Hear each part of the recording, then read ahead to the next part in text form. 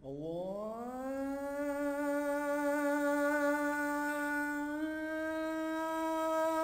أكبر الله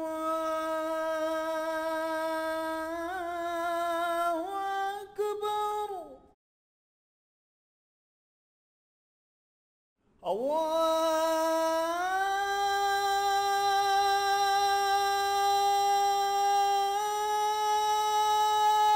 أكبر الله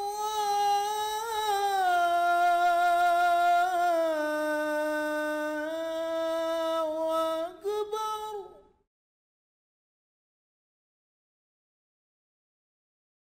أشهد أن لا إله إلا الله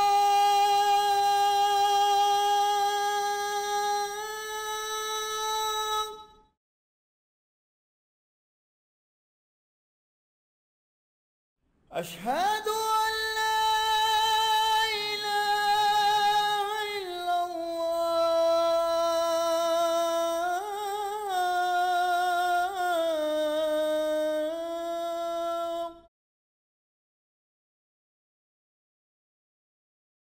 نحمده ونصلي على رسوله الكريم اما بعد فاعوذ باللہ من الشیطان الرجیم بسم اللہ الرحمن الرحیم رب اشرح لی صدری ویسر لی امری واحلل عقدۃ من لسانی یفقہوا قولی ربی زدنی علما اجمعین انشاءاللہ۔ السلام علیکم ورحمۃ اللہ وبرکاتہ۔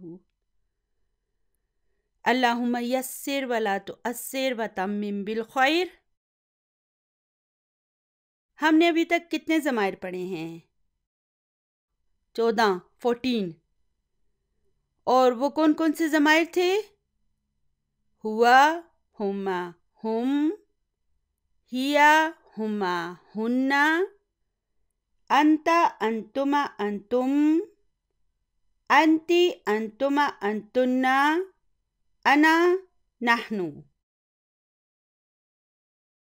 چلیے دوبارہ دہرائیں۔ ہوا، ہما، ہم، ہیا، ہما، ہننا، انتا، انتما، انتم، انتی، انتما، انتنا، انا، نحنو۔ پھر ہم نے فعل ماضی کی پہلی حالت یعنی کہ اس کے روٹ ورڈ کے بارے میں پڑھا تھا کہ افعال 2 قسم کے ہوتے ہیں۔ کچھ افعال ایسے ہوتے ہیں جو کہ 3 حروف پر مشتمل ہوتے ہیں اور کچھ ایسے ہوتے ہیں جو کہ 4 حروف پر مشتمل ہوتے ہیں۔ تو 99.5% افعال 3 حروف پر مشتمل ہوتے ہیں، جبکہ صرف 0.5% افعال جو ہوتے ہیں نا وہ 4 حروف پر مشتمل ہوتے ہیں۔ پھر ہم نے پڑھا کہ فعلہ کو علماء بطور پیٹرن یعنی کہ نمونے کے طور پر استعمال کرتے ہیں۔ تو 3 حروف پر مشتمل سارے افعال کے پہلے حرف کو ہم فعلہ کے پہلے حرف کا نام دیں گے اور اسے کیا کہیں گے؟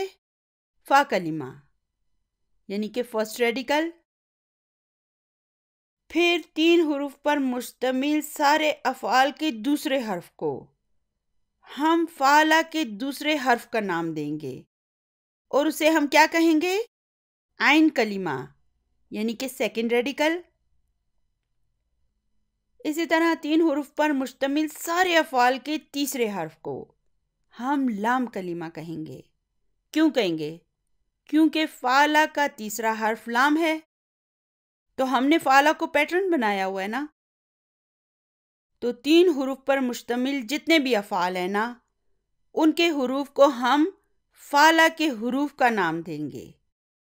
کیا کہیں گے ہم؟ فا کلمہ، عین کلمہ اور لام کلمہ۔ جیسے مثال کے طور پر ذہبہ ہے نا، تو اس کا تو پہلا کلمہ ذا ہے، لیکن ہم اسے کیا کہیں گے؟ فا کلمہ۔ اسی طرح اس کا دوسرا حرف ہا ہے، لیکن ہم اسے کیا کہیں گے؟ عین کلمہ۔ اور اس کا تیسرا حرف با ہے، لیکن ہم اسے لام کلمہ کہیں گے۔ تو پھر ہم نے یہ سیکھا کہ 3 حروف والے جتنے بھی روٹ ورڈ ہیں نا ان کے فا کلمہ یعنی کہ فرسٹ ریڈیکل پر ہمیشہ ہمیشہ فتح ہوگی۔ اسی طرح 3 حروف پر مشتمل تمام افعال کے آخری حرف، جسے ہم کیا کہتے ہیں، لام کلمہ یا تھرڈ ریڈیکل، اس پر بھی ہمیشہ ہمیشہ فتح ہوگی۔ اور باقی رہ گیا سیکنڈ ریڈیکل یعنی کہ عین کلمہ۔ تو 3 حروف پر مشتمل جتنے بھی افعال ہیں نا، ان کے سیکنڈ ریڈیکل یعنی کہ عین کلمہ پر فتح بھی ہو سکتی ہے، کسرہ بھی ہو سکتی ہے اور دمہ بھی ہو سکتی ہے، لیکن اس پر دمہ بہت کم آتی ہے، زیادہ تر فتح ہوتی ہے یا کسرہ ہوتی ہے۔ یعنی کہ جو بھی تبدیلی ہوگی وہ عین کلمہ یعنی کہ سیکنڈ ریڈیکل پر ہوگی۔ دیکھیں یہ کتنا امپورٹنٹ پوائنٹ ہے، اسی لیے میں اسے آپ کو شروع میں ہی بتا رہی ہوں۔ اس کے علاوہ پچھلی ویڈیوز میں ہم نے یہ بھی سیکھا کہ عربی افعال کے اندر ہی اس کا فاعل موجود ہوتا ہے، اور یہ فاعل دراصل ہوتا کیا ہے؟ یہ فاعل جو ہوتے ہیں نا، یہ علامتیں ہوتی ہیں، کسی نہ کسی ضمیر کے یہاں پر ہونے کی علامت ہوتی ہیں۔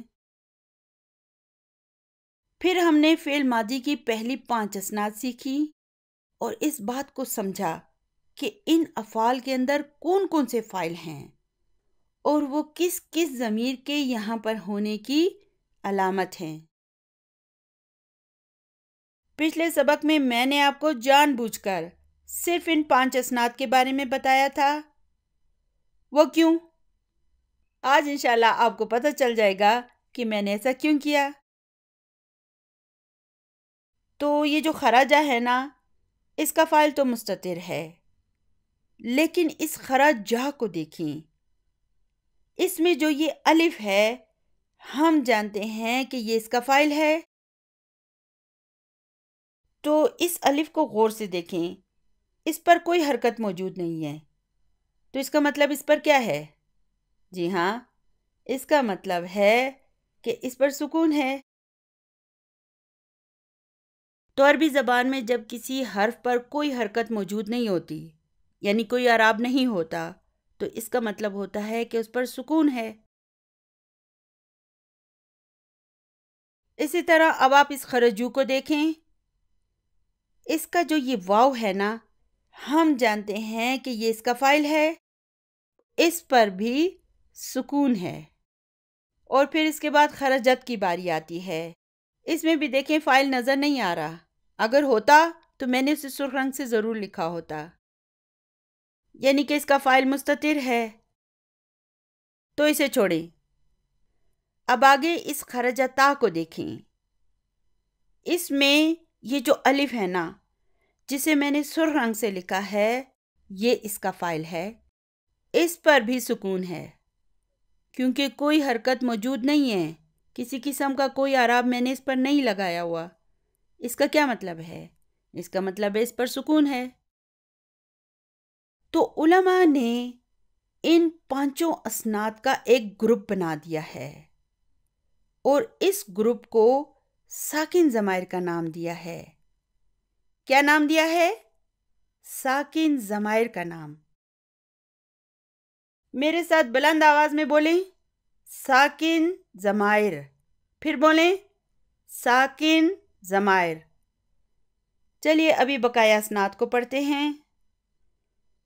یہ دیکھیں، یہ خرجنا ہے، اس میں جو اس کا یہ نہ ہے، یہ فاعل ہے، یہ ہمیں بتاتا ہے کہ اس میں یہ ہنہ کی ضمیر موجود ہے۔ اسی طرح خرشتہ میں جو یہ تا ہے نا، یہ اس کا فاعل ہے، اور اس تا کا کیا مطلب ہے؟ یہ تا جو ہے نا، یہ اس کے اندر انتا کی ضمیر کی موجودگی کی علامت ہے، یعنی کہ یہ تا ہمیں بتاتا ہے کہ اس کے اندر انتا کی ضمیر موجود ہے۔ چلیے اب اس خرج تما کو دیکھیں، اس کا تما جو ہے یہ فاعل ہے، اور یہ فاعل ہمیں بتا رہا ہے کہ اس کے اندر یہ انتما کی ضمیر موجود ہے۔ چلیے ٹھیک ہے، اب اس خرجتم کو دیکھیں۔ اس میں آپ مجھے بتا سکتے ہیں کہ فاعل کون سا ہے؟ جی ہاں، یہ تم جسے میں نے سرخ رنگ سے لکھا ہے، یہ اس کا فاعل ہے، اور یہ ہمیں بتا رہا ہے کہ اس کے اندر انتم کی ضمیر موجود ہے۔ پھر یہ خرجتی کو دیکھیں، اس کا تی فاعل ہے، اور یہ اس بات کی علامت ہے کہ اس کے اندر یہ انتی کی ضمیر موجود ہے۔ اب اسی طرح اسی کلیے کے مطابق خرج تما میں یہ تما فاعل ہے، اور یہ ہمیں بتا رہا ہے کہ اس میں انتما کی ضمیر موجود ہے، جبکہ خرج تنا میں یہ تنا فاعل ہے، جو ہمیں یہ بتا رہا ہے کہ اس کے اندر انتنا کی ضمیر موجود ہے۔ پھر خرجتو میں یہ تو فاعل ہے، اور یہ میں بتا رہا ہے کہ اس میں انا کی ضمیر موجود ہے، جبکہ خرج نا میں جو یہ نا ہے نا، یہ اس کا فاعل ہے، اور یہ اس کے اندر نحنو کی ضمیر کی موجودگی کی علامت ہے۔ تو اب اگر ہم غور کریں تو اس فہرست میں سارے افعال، جتنے بھی افعال ہیں نا، ان کے فاعل پر حرکات موجود ہیں۔ یہی وجہ ہے کہ ان سب اسناد کے گروپ کو علماء نے متحرک ضمائر کا نام دیا ہے۔ کیا نام دیا ہے؟ متحرک ضمائر۔ کیونکہ اعراب جو ہوتے ہیں نا، جو زیر زبر پیش ہوتے ہیں نا، اسے عربی میں حرکات بھی کہتے ہیں نا، تو حرکات سے ہی متحرک کا لفظ بنا ہوا ہے، یعنی کہ متحرک ضمائر کا گروپ۔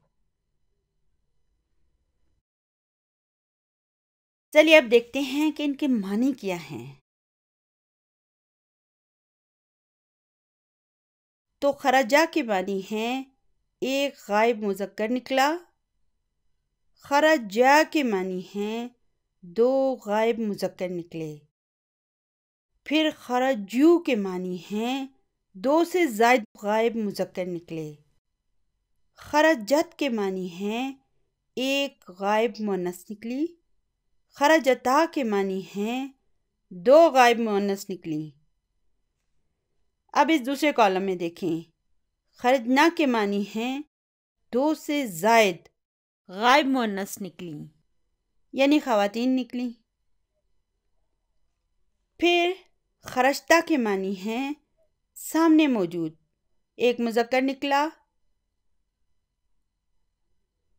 اور خرجتما کے معنی ہیں سامنے موجود دو مذکر نکلے، پھر خرجتم کے معنی ہیں سامنے موجود دو سے زائد مذکر نکلے۔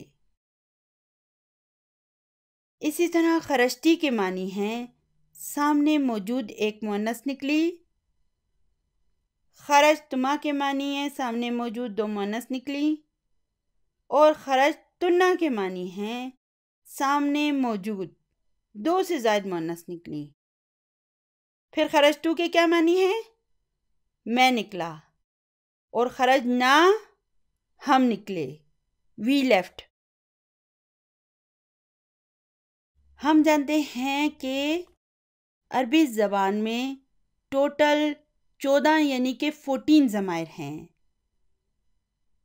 تو پہلے 5 ضمائر کے مطابق فعل کی جو یہ پہلی 5 اسناد ہیں، ان کو ہم ساکن ضمائر والا گروپ کہیں گے۔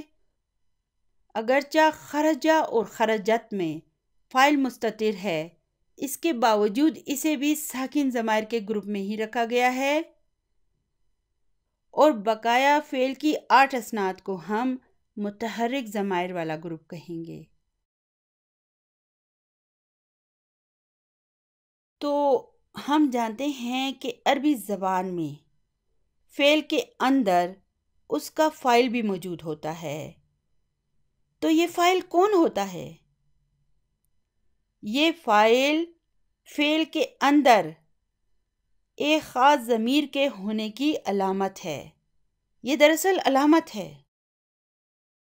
جیسے اس حرف جا کو دیکھیں، اس کا جو یہ الف ہے یہ فاعل ہے، اور یہ دراصل اس کے اندر ہما کی ضمیر کے ہونے کی علامت ہے، یعنی کہ فاعل کون ہے؟ ہما کی ضمیر، یہ تو محض علامت ہے۔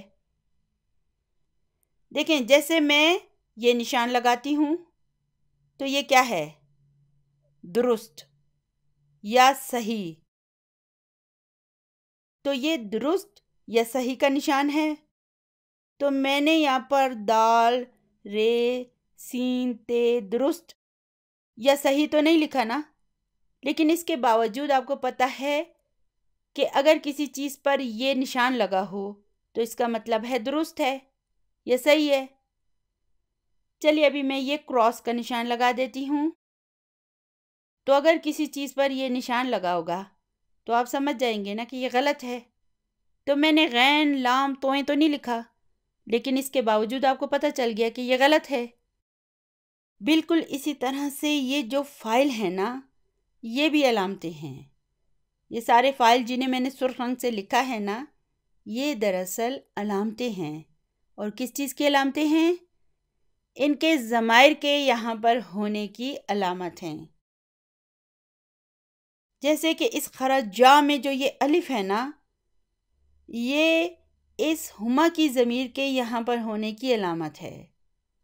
پھر یہاں پہ دیکھیں یہ حرف جو کا جو واو ہے نا، یہ اس ہم کی ضمیر کے یہاں پر ہونے کی علامت ہے۔ پھر اسی طرح حرف تا میں جو یہ الف ہے نا، یہ اس ہما کی ضمیر کے یہاں پر ہونے کی علامت ہے۔ اسی طرح اس دوسرے گروپ میں بھی جتنے فاعل ہیں نا، جنہیں میں نے سرخ رنگ سے لکھا ہوا ہے، یہ سب علامتیں ہیں۔ کس چیز کی؟ ان ضمائر کے ان افعال میں موجود ہونے کی، ٹھیک ہے نا؟ یہی وجہ ہے کہ اس پہلے گروپ کو ساکن فاعل کا نام نہیں دیا گیا، ساکن ضمائر کا نام دیا گیا ہے، اور دوسرے گروپ کو متحرک ضمائر کا نام دیا گیا ہے، کیونکہ یہ جتنے بھی افعال ہیں نا، یہ دراصل علامتیں ہیں۔ در حقیقت ان کے اندر یہ ضمائر موجود ہیں، یہ نمائندگی کر رہے ہیں ان ضمائر کے ان افعال میں موجود ہونے کی۔ ایک اور بات جو آپ کو اس موقع پر بتانا ضروری ہے وہ یہ ہے کہ آپ اس پہلے گروپ کو غور سے دیکھیں۔ اس میں جو حرف جا کا لام کلمہ ہے، یعنی کہ تھرڈ ریڈیکل ہے، اس پہ دیکھیں کوئی نہ کوئی حرکت موجود ہے، یعنی اعراب لگے ہوئے ہیں۔ لیکن اس دوسرے گروپ کو دیکھیں، اس گروپ میں جو حرف جا کا لام کلمہ ہے، یعنی کہ جو جیم ہے نا، اس پر دیکھیں حرکات موجود نہیں ہیں، سکون ہے۔ آپ کو سمجھانے کی خاطر میں نے اسے نیلے رنگ سے لکھا ہوا ہے، تاکہ یہ بات آپ کے ذہن میں اچھی طرح بیٹھ جائے کہ اس گروپ میں لام کلمہ پر سکون ہے۔ اس سب کا فائدہ جو ہے نا ہمیں جا کر بک 2 میں ہوگا، بک 1 میں تو ہم نے یہ سب پڑھنا ہی نہیں ہے۔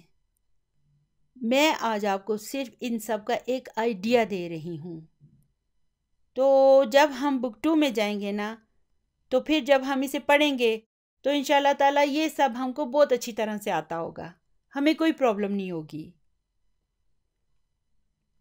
اس لیے ابھی آپ نے بالکل پریشان نہیں ہونا ہے، ہم اسے انشاءاللہ تعالیٰ اتنا بار بار دہرائیں گے کہ جس کی وجہ سے آگے جا کر آپ کو یہ بہت اچھی طرح سے آ جائیں گے۔ فی الحال آپ نے اس کے کانسیپٹ کو سمجھنے کی کوشش کرنی ہے، تاکہ آگے جا کر نا آپ کے لیے بہت آسانی ہو جائے، اور شروع سے ہی آپ کے ذہن میں ان افعال کی بنیاد جو ہے نا وہ خوب پکی پڑ جائے۔ آپ کو پتہ ہے کہ ہم جو یہ علم حاصل کر رہے ہیں یہ دنیاوی علم نہیں ہے، یہ علم ہم اپنے رب کی رضا اور اس کے کلام کو سمجھنے کی خاطر حاصل کر رہے ہیں۔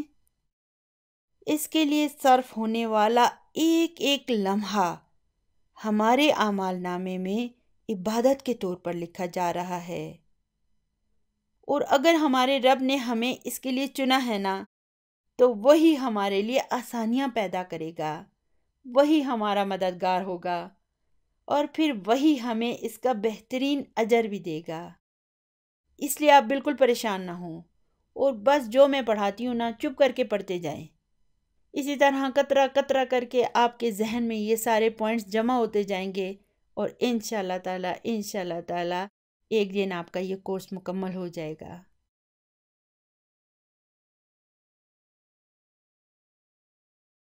چلیے ابھی ایسا کرتے ہیں کہ کچھ افعال کی گردانیں بنا لیتے ہیں۔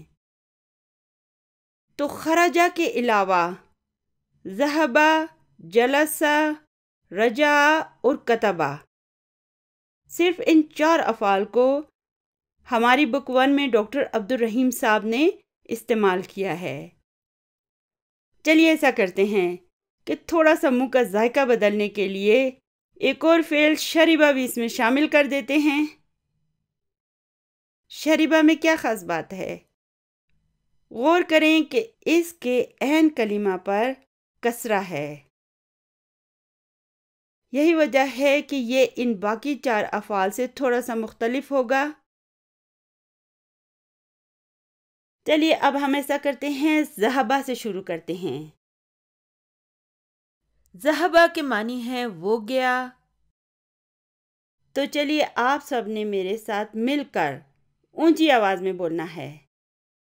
ذہبہ، ذہبہ، ذہبو، ذہبت، ذہبتا، ذہبنا، ذہبتا، ذہبتما، ذہبتم، ذہبتی، ذہبتما، ذہبتن، ذہبتو، ذہبنا۔ اگر میں کسی لڑکے سے پوچھوں کہ اذهبت الى المسجد اليوم، تو اس کا جواب کیا ہوگا؟ نعم ذهبت۔ اچھا، اگر میں کسی لڑکی سے سوال کروں کہ اذهبت الى المسجد اليوم، تو پھر وہ کیا کہے گی؟ وہ بھی ذهبت کہے گی۔ دیکھیں، اردو میں بھی ایک لڑکا بھی کہے گا کہ میں بازار گیا، اور ایک لڑکی بھی کہے گی میں بازار گئی، تو دونوں اپنے لیے میں کی ضمیر کو استعمال کریں گے۔ اسی طرح اگر میں ایک لڑکوں کی جماعت سے سوال کروں کہ اذهبتم الى المسجد اليوم، تو ان کا جواب کیا ہوگا؟ ذهبنا۔ اسی طرح اگر میں ایک خواتین کی کلاس میں جاؤں اور ان سے یہ سوال کروں کہ اذهبتن الى المسجد اليوم، تو ان کا جواب کیا ہوگا؟ ذهبنا۔ تو دیکھیں، متکلم کے جو صیغے ہیں نا، وہ مرد اور عورت دونوں کے لیے ایک جیسے ہوتے ہیں۔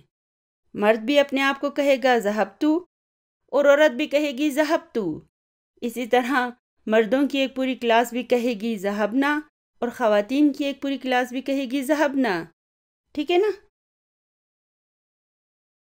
انشاءاللہ تعالی جب ہم انہیں بار بار دہرائیں گے تو پھر ہم ان کے عادی ہو جائیں گے۔ اور اگر آپ بہتر رزلٹس حاصل کرنا چاہتے ہیں تو آپ کے لیے ضروری ہے کہ آپ کم از کم 2 افعال کی روزانہ گردان لکھ لیا کریں۔ تو ذہبہ کا مطلب ہے وہ گیا، ہی وینٹ۔ ذہبت، شی وینٹ، وہ گئی۔ پھر ذہبو کا کیا مطلب ہوگا؟ وہ سب گئے، دے وینٹ۔ اسی طرح ذہبتا کا مطلب ہوگا تم گئے، یو وینٹ۔ ذہبتم کا کیا مطلب ہوگا؟ تم سب گئے۔ مردوں کی ایک جماعت کو ہم کہہ رہے ہیں کہ تم سب گئے۔ اچھا، تو ذہبتن، تم سب گئیں، 2 سے زائد خواتین کے لیے ہے کہ تم سب گئیں، یو وینٹ۔ ذہبتو، میں گیا، آئی وینٹ، اور ذہبنا، ہم گئے، وی وینٹ۔ انگلش کے الفاظ میں اس لیے بتا رہی ہوں کہ انگلش میں ہی اور شی کے جو ضمائر ہیں نا، اس سے بات واضح ہو جاتی ہے۔ یہی وجہ ہے کہ آپ کو سمجھانے کی خاطر میں نے ان کا ترجمہ انگلش میں بھی کر دیا ہے۔ تو یاد رہے کہ اگر فعل ہوگا تو اس کا کوئی فاعل بھی ضرور ہوگا. یہ دونوں ایک دوسرے سے جدا نہیں کیے جا سکتے. یہ ہمیشہ اکٹھے ہوتے ہیں اور اکٹھے ہی ہنسی خوشی زندگی گزار دیتے ہیں. اگر آپ فاعل کو فعل سے نکال دینا تو پھر فعل بھی زندہ نہیں رہ پائے گا، وہ بیچارہ تباہ ہو جائے گا. تو فائنل بات یہ ہے کہ اگر فعل ہوگا نا تو پھر فاعل بھی اس کے اندر ضرور ہوگا. مثال کے طور پر اس خرجہ کو دیکھیں. اس میں فعل کہاں ہے؟ خرجہ. اچھا تو پھر فاعل کہاں ہے؟ اس کا فاعل مستتر ہے. اور اس میں کون مستتر ہوتا ہے؟ جی ہاں، یہ ہوا کی ضمیر اس میں مستتر ہوتی ہے. اچھا تو اب اس خرجہ کو دیکھیں. اس میں فعل کہاں ہے؟ خرجہ. یہ فعل ہے اور یہ جو الف ہے نا یہ اس کا فاعل ہے. تو فعل کے اندر فاعل موجود ہے نا. اچھا اب اس خرجو کو دیکھیں. اس میں فعل کہاں ہے؟ یہ جو خرجو ہے نا یہ فعل ہے اور یہ واو جو ہے نا یہ اس کا فاعل ہے. اب اس خرجت کو دیکھیں. اس میں فعل کہاں ہے؟ خرجہ. اور فاعل کہاں ہے؟ خدا کے لیے آپ نے یہ نہیں کہنا کہ یہ تاؤ تانیسی فاعل ہے ورنہ مجھے ہارٹ اٹیک ہو سکتا ہے. آپ نے یہ کہنا ہے کہ فاعل مستتر ہے. ٹھیک ہے نا؟ خرجہ اور خرجت دونوں میں فاعل مستتر ہے. اچھا ٹھیک ہے، چلیے آگے چلتے ہیں. اب اس خرجتا کو دیکھیں. اس میں فعل کہاں ہے؟ خرجہ. یہ فعل ہے اور فاعل یہ الف ہے. ٹھیک ہے نا؟ یہ الف اس کا فاعل ہے. چلیے ابھی دوسرے کالم پر چلتے ہیں. تو خرجنا میں فعل کدھر ہے؟ خرج. اور فاعل نا. خرجتا میں فعل کہاں ہے؟ خرج. اور فاعل تا. ابھی دیکھیں ہمارے لیے کتنا آسان ہو گیا ان کو سمجھنا. چلیے ابھی آگے دیکھیں. خرج تما میں فعل کہاں ہے؟ خرج. اور فاعل تما. پھر خرج تم میں فعل کہاں ہے؟ خرج. اور فاعل تم. پھر خرجتی کو دیکھیں. اس میں فعل کہاں ہے؟ خرج. اور فاعل تی. خرج تما میں فعل کہاں ہے؟ خرج. اور فاعل تما. پھر خرج تنا ہے. خرج تنا میں فعل کہاں ہے؟ خرج. اور فاعل تنا. پھر خرجتو میں خرج فعل ہے اور تو فاعل ہے. اور آخر میں دیکھیں خرجنا ہے. خرجنا میں یہ خرج فعل ہے اور یہ نا فاعل ہے. تو دیکھیں نا فعل کے اندر فاعل موجود ہے نا. صرف خرجہ اور خرجت میں یہ فاعل مستتر ہوتا ہے. باقی جگہوں پر تو دیکھیں نظر آ رہا ہے نا. میں نے اسے ریڈ کلر سے لکھا ہے تاکہ ابتدا سے ہی آپ کو اچھی طرح سمجھ آ جائے کہ فعل کہاں پر ہے اور فاعل کہاں پر ہے. جب ہم اس کی بار بار پریکٹس کرتے جائیں گے نا تو انشاءاللہ تعالی ہم پکے ماہر ہو جائیں گے. چلیے اب جلسہ کی گردان بناتے ہیں. جلسہ کے کیا معنی ہے؟ جلسہ کے معنی ہیں وہ بیٹھا. جلسہ، جلسہ، جلسو، جلست، جلستا، جلسنا، جلستا، جلستما، جلستم، جلستی، جلستما، جلستن، جلستو، جلسنا. چلیے ابھی رجا کی گردان بناتے ہیں. رجا کے معنی ہیں وہ لوٹا. رجا، رجع، رجعو، رجعت، رجعتا، رجعنا، رجعتا، رجعتما، رجعتم، رجعتی، رجعتما، رجعتن، رجعتو، رجعنا. چلیے ابھی کتبہ کی گردان بناتے ہیں. کتبہ کے معنی ہیں اس نے لکھا. کتبہ، کتبہ، کتبو، کتبت، کتبتا. कतबना, कतबता, कतबतुमा, कतबतुम, कतबती, कतबतुमा, कतबतुन्ना, कतबतु, कतबना। देखिए यहाँ पर ज़रूरी है कि आप खरजना और खरजना इसके फ़र्क को समझें, ठीक है ना। इसी तरह जब हम कहेंगे कतबना और कतबना, इसके फ़र्क को समझें। यहाँ पे देखिए खरजना का क्या मतलब है, यानी कि 2 से ज़ायद ख़वातीन निकली, और खरजना का मतलब है हम सब निकले, वी लेफ्ट। तो इस ना और इस ना के फ़र्क को आपने समझना है। चलिए अभी शरीबा की गर्दान बना लेते हैं। शरीबा का मतलब है उसने पिया। शरीबा, शरीबा, शरीबू, शरीबत, शरीबता, शरीबना, शरीबता, शरीबतुमा, शरीबतुम, शरीबती, शरीबतुमा, शरीबतुन्ना, शरीबतु, शरीबना। याद रहे कि हम ये एक्स्ट्रा प्रैक्टिस कर रहे हैं। इस जगह पर डॉक्टर अब्दुल रहीम साहब ने हमें ये रिकमेंड नहीं किया, लेकिन सर आसिफ ने अपने तजुर्बे से ये सीखा है कि अगर स्टूडेंट्स को सबक के साथ साथ बुक 1 में ही इन अफ़ाल की प्रैक्टिस शुरू करा दी जाए ना, तो फिर ये आगे जाकर इंशाल्लाह ताला उनके लिए बहुत बेहतर साबित होगा। और उनके लिए ना फिर बुक 2 जो है ना वो हलवा पूरी बन जाएगी क्योंकि हमें ये सब कुछ पहले से पता होगा। अगर हम रोज़ाना 2 अफ़ाल की प्रैक्टिस करते जाएंगे तो सोचें बुक 2 पर पहुंचने से पहले हम कितने एक्सपर्ट हो चुके होंगे। तो चलिए अब ऐसा करते हैं कि सबक नंबर 5 पर चलते हैं। सबक नंबर 5 पर जाने से पहले चलिए एक दफ़ा मुनफसिल ज़मायर को दोहरा लेते हैं। हुआ, हुमा, हुम, हिया, हुमा, हुन्ना, हुआ, हुमा, हुम, हिया, हुमा, हुन्ना, अंता, अंतुमा, अंतुम, अंता, अंतुमा, अंतुम, अंती, अंतुमा, अंतुन्ना, अंती, अंतुमा, अंतुन्ना, अना, नहनु, अना, नहनु। तो ये था उंगलियों के इशारों के ज़रिए इन ज़मायर को याद करने का तरीका। इन ज़मायर को जब हम बार बार इसी तरह दोहराते रहेंगे ना, तो इंशाअल्लाह ताला ये हमें बहुत अच्छी तरह याद हो जाएंगे। तो चलिए अब हम सबक नंबर 5 को देखते हैं, जो इंतहाई अहम है।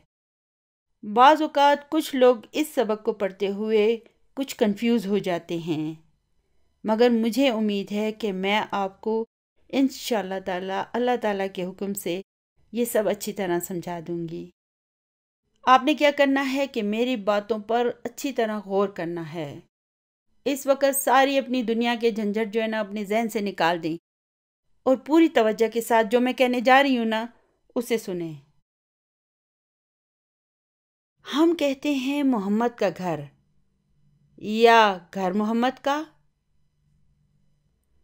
तो इस सूरत में किस चीज़ का जिक्र है? घर। और मालिक कौन है? मोहम्मद। ठीक है, इसे इंग्लिश में मैं कैसे कहूँगी? मोहम्मद्स हाउस या हाउस ऑफ मोहम्मद। चलिए अब मैं कहती हूँ हामिद की किताब या किताब हामिद की। इसे इंग्लिश में हम कैसे कहेंगे? हामिद्स बुक या बुक ऑफ हामिद। तो ये जो का की के है ना, ये 2 इस्मों के दरमियान एक ताल्लुक को जाहिर करता है। क्या ताल्लुक? यानी कि मोहम्मद जो है वो मालिक है, और किसका मालिक है? घर का। इसी तरह हामिद जो है वो मालिक है, किसका मालिक है? किताब का। तो अब मुझे इसका तर्जुमा अरबी ज़बान में करना है, तो मैं कैसे करूं? क्योंकि अरबी में तो کا کی کے ترجمے کے لیے کوئی لفظ موجود نہیں ہے، تو پھر ہم کیا کریں گے؟ دراصل اس کے لیے عربی زبان میں الفاظ کو ایک خاص طریقے سے کنسٹرکٹ کیا جاتا ہے، یعنی ان کا ایک خاص قسم کا مرکب بنایا جاتا ہے جسے ہم عربی زبان میں الاضافہ کہتے ہیں، اور انگلش میں کیا کہیں گے؟ پوزیسو کیس، اور اردو میں ہم اسے مرکب اضافی کہیں گے۔ تو چلیے اب میں یہاں پر لکھتی ہوں الکتاب، اور اس کے سامنے میں لکھ دیتی ہوں محمد۔ تو مجھے یہ کہنا ہے کہ محمد کی کتاب، تو اب میں کیا کروں؟ اسے کیسے محمد کی کتاب بنا دوں؟ الکتاب تو ایک الگ اسم ہے اور محمد الگ ہے، تو میں کیا کروں؟ اب میں ایسا کروں گی کہ اس الکتاب کو کتابوں میں بدل دوں گی اور محمد کو محمد دن میں۔ چلیے اب میں لکھتی ہوں قلم، اور اس کے سامنے لکھتی ہوں حامد۔ چلیے اب میں یہ کہنا چاہتی ہوں کہ حامد کا قلم، تو میں کیسے کہوں گی؟ قلم حامد۔ اب اگر میں یہ کہنا چاہوں کہ حامد کا گھر، تو میں کیسے کہوں گی؟ بیت حامد۔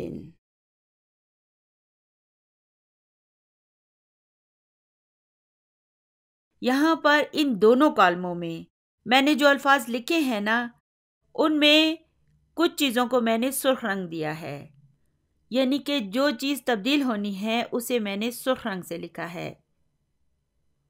جیسے الکتابوں میں جو یہ ال ہے نا، اسے میں نے سرخ رنگ سے لکھا ہے، کیونکہ جب یہ مضاف بن جائے گا تو ہمیں اس ال کو ختم کرنا پڑے گا۔ اور محمد کی اس تنوین کو دیکھیں، اسے بھی میں نے سرخ رنگ سے لکھا ہے، کیونکہ جب یہ مضاف الیہ بن جائے گا تو پھر اس کی یہ دمہ کی تنوین کسرہ کی تنوین میں بدل جائے گی۔ تو یہی وجہ ہے کہ آپ غور کریں کہ اسماء میں جو جو تبدیلیاں ہونی ہیں، جو جو چینجز ہونے ہیں نا، انہیں میں نے سرخ رنگ سے لکھ دیا ہے، چاہے وہ اعراب میں ہو یا ال میں ہو، ٹھیک ہے؟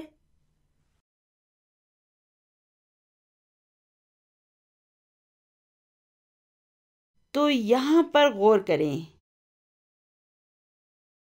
کہ یہ جو میں نے مرکب بنائے ہیں نا، اس میں دو اسم ہوتے ہیں۔ اس پہلے اسم کو ہم مضافن کہیں گے اور اس دوسرے اسم کو ہم مضافن الیہ کہیں گے، اور بعد میں ہم اسے مضاف الیہ کہیں گے۔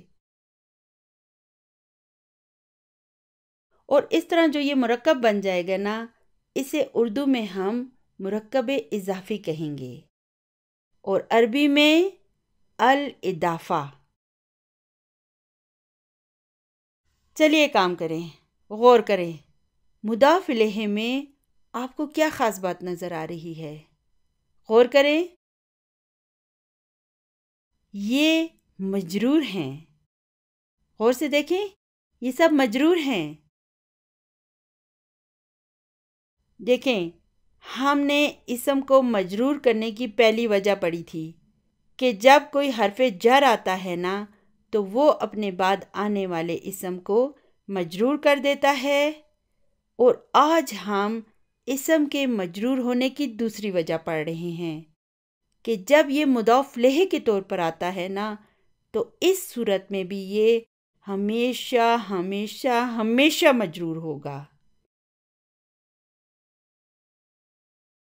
اچھا، اب اس مضاف کی طرف دیکھیں، آپ کو اس کی کیا خصوصیت نظر آ رہی ہے؟ غور کریں۔ جی ہاں، یہ مرفوع ہے، یہاں پر یہ مرفوع ہے، لیکن وقت اور حالات کے مطابق یہ منصوب بھی ہو سکے گا اور مجرور بھی ہو سکے گا، لیکن ٹھیک ہے، اس وقت یہ ہمیں مرفوع نظر آ رہا ہے۔ اس کے علاوہ آپ اس میں کیا تبدیلی دیکھ رہے ہیں؟ اس میں نہ ال ہے اور نہ تنوین ہے، تھوڑی مختلف سچویشن ہے نا. اوپر میں نے الکتابو لکھا تھا، لیکن جب یہ مضاف بن گیا تو پھر اس کا الغائب ہو گیا. اسی طرح جب میں نے قلمن کو مضاف بنایا تو مجھے اس کی تنوین کو بھی ختم کرنا پڑا، یعنی کہ میں نے قلمن کو قلمو میں تبدیل کر دیا. غور کرے نا، میں نے آپ کو کیا بتایا تھا کہ اسم کی جو نارمل حالت ہوتی ہے نا، اس میں اس پر تنوین ہوتی ہے، جیسے کتابن، اور جب اس میں ال آ جاتا ہے تو تنوین بھاگ جاتی ہے اور یہ الکتابو ہو جاتا ہے. لیکن یہاں پر غور کریں کہ کتابو محمدین میں جو کتابو ہے نا، اس میں نہ ال آئے نہ تنوین آئی ہے. یہ تھوڑی ایک ڈیفرنٹ سچویشن ہے نا. اسے آپ دیکھتے ساتھ ہی سمجھ جائیں گے کہ یہ مضاف ہے، کیونکہ اگر یہ مضاف نہیں ہوتا تو ضروری تھا کہ یا اس میں ال موجود ہوتی یا پھر تنوین. لیکن اب جب ہم اسے دیکھ رہے ہیں کہ نہ تو اس پر تنوین ہے اور نہ ہی ال ہے، تو آپ سمجھ جائیں کہ یہ مضاف ہے. تو یہ پکا اصول ہے کہ مضاف پر نہ ال آ سکتا ہے اور نہ تنوین. مثلا میں کہتی ہوں استاد کی کتاب، تو میں کیا لکھوں گی؟ کتاب المدرسی. اب مجھے کہنا ہے استاد کا قلم، تو میں کیا کہوں گی؟ قلم المدرسی. اچھا، ابھی مجھے کہنا ہے استاد کا گھر، بیت المدرسی. تو دوسرا اہم اصول یہ ہے کہ مضاف الیہ پر ال بھی آ سکتا ہے اور تنوین بھی آ سکتی ہے، لیکن ضروری بات یہ ہے کہ یہ ہمیشہ ہمیشہ ہمیشہ ہمیشہ مجرور ہوگا. ٹھیک ہے نا؟ یہ مرفوع یا منصوب ہو ہی نہیں سکتا، یہ ہمیشہ مجرور ہوگا. اچھا، مجھے بتائیے کہ میں کیسے کہوں کہ اللہ کی کتاب؟ جی ہاں، کتاب اللہ. اچھا، ابھی مجھے کہنا ہے اللہ کا گھر، تو میں کیسے کہوں گی؟ بیت اللہ. دیکھیں، ہم ہمیشہ سے کتاب اللہ اور بیت اللہ کہتے ہیں نا، لیکن آج ہمیں پتہ چلا کہ یہ دراصل کتاب اللہ اور بیت اللہ ہے، یعنی اللہ کا اسم یہاں پر مجرور ہے. دیکھیں، اگر ہم کو عربی الفاظ کے معنی آتے بھی ہونا تو بھی کتاب و حامدین کا ترجمہ ہم نہیں کر سکتے. ہم کیا ترجمہ کریں گے؟ کتاب اور حامد. لیکن گرامر کی وجہ سے آج ہم کو پتہ چلا کہ محض اعراب کی چند تبدیلیوں کی وجہ سے اس کے معنی ہی بدل جاتے ہیں. اردو میں ہم کیا کہتے ہیں؟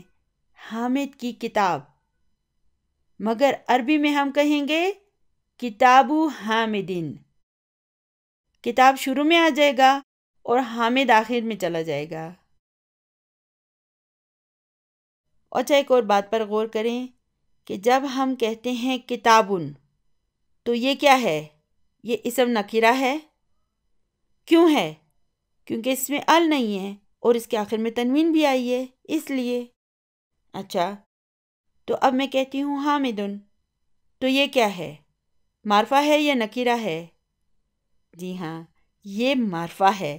اس میں بھی ال نہیں ہے، اس پر بھی تنوین موجود ہے، لیکن اس کے باوجود یہ اسم معرفہ ہے. کیونکہ یہ نام ہے نا، اور نام سارے معرفہ ہوتے ہیں، خواہ ان پر تنوین بھی ہونا تب بھی وہ معرفہ ہی ہوں گے. تو اب ہمارے پاس ایک اسم ہے کتاب اور دوسرا حامد. اور یہاں پہ دیکھیں، اعراب کے رد و بدل سے ہم نے اس کے اندر حامد کی کتاب کے معنی پیدا کر دیے ہیں. تو ہم نے کیا کیا؟ ہم نے کتاب کو ایک غیر معمولی روپ دیا اور اس کے آخر میں ایک دمہ لگا دی.